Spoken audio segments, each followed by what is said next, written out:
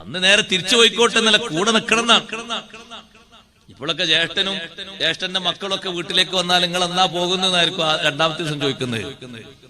അപ്പൊ തന്നെ ബാക്കിയുള്ളവർക്ക് മനസ്സിലാകും ഇവിടെ നിന്നാലും ഇവർക്ക് ചെലവ് കൂടെ, നമുക്ക് വേഗം പോകാം. അങ്ങനെ ചോദിക്കാൻ പാടില്ല. അവരെത്ര കണ്ട് ഇവിടെ നിൽക്കുന്നോ അത്രയും നമ്മൾ ചെലവഴിക്കണം. അതൊരു സ്നേഹമാണ്, നമ്മുടെ രക്തബന്ധമാണത്, അന്യരല്ല. സ്വന്തം ജ്യേഷ്ഠനാ വീട്ടിലേക്ക് വന്നത്, ഭാര്യയുണ്ട്, മക്കളുണ്ട്. അല്ല ഞങ്ങള് നാളെ തന്നെ പോണോ, രാവിലെ തന്നെ പോണോ, ഉച്ചക്ക് പോകണോ, ഒന്നും ചോദിക്കരുത്. അവരെത്രയാണ് അവിടെ നിൽക്കുന്നത് അത്രയും നിൽക്കട്ടെ. അതാണ് സ്നേഹം, അതാണ് സന്തോഷം. ചെലവല്ലേ ഇത് ദുനിയാവിൽ നമ്മൾ ചെലവഴിക്കുമ്പോ അല്ലാഹു ആഖിറത്തിൽ കൂലി തരൂലേ? കുടുംബക്കാർക്കല്ലേ കൊടുക്കുന്നത്. എത്ര മുന്തിയ ഭക്ഷണം കൊടുത്താലും വലിയ കൂലിയല്ലേ കിട്ടുന്നത്.